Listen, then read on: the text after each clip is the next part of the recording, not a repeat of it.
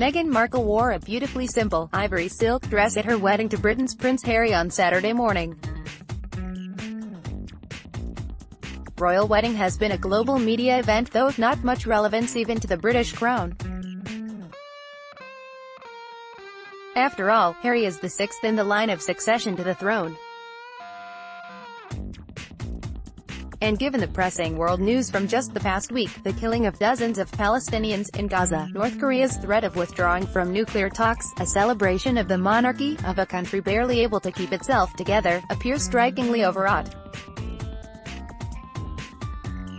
Markle's wedding dress was created by Claire Waite-Keller, a British woman and the first female designer of Givenchy. The garment's most dazzling feature is its 16.5-foot silk tulle veil that has been hand-embroidered with flora representing the 53 countries of the Commonwealth. The media was all praise for the dress as a sartorial choice that represents a break from tradition. The New York Times' fashion critic raved that it placed the woman proudly front-center and underscored Ms. Markle's own independence. The simplicity of the dress was also widely praised for upholding feminist values rather than those of a fairy tale princess.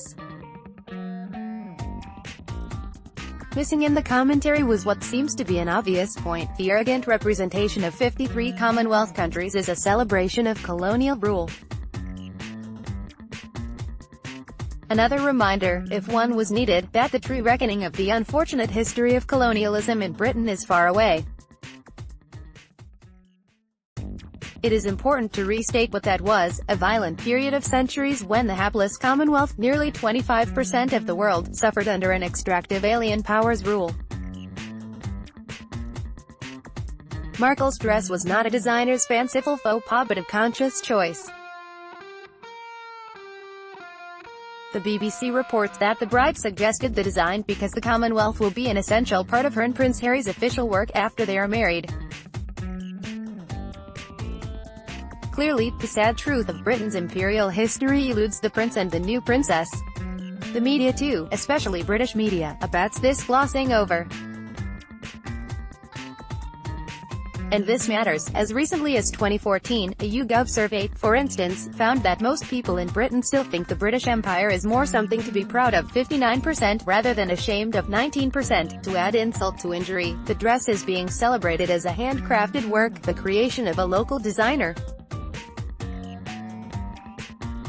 If one just looked at India, the largest of the Commonwealth countries, for the many British-era atrocities, none were more consequential and impoverishing than the destruction of the local handloom and textiles of India. In the early days of the British East India Company's trade with the subcontinent in the 1600s, chintz, the hand-printed and natural-dyed fabric with floral designs, was the rage in Europe, first as decorative household furnishings and later for fashionable garments. Known as palampurs in Britain, these fabrics and other fine Indian textiles gained so much popularity that a parliamentary act was passed prohibiting their sales. From this time, until India's independence in 1947, the Indian artisan and weaver's livelihood and skills were systematically destroyed. It was no accident then that Gandhi chose the charkha, the Indian weaver's basic cotton spinning tool, as the symbol of India's struggle for independence.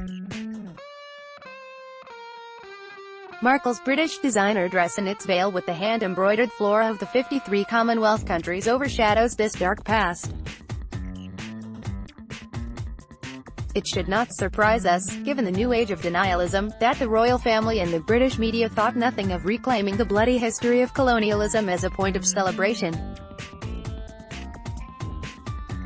Aparna Kapadia is a historian of South Asia at Williams College in the U.S.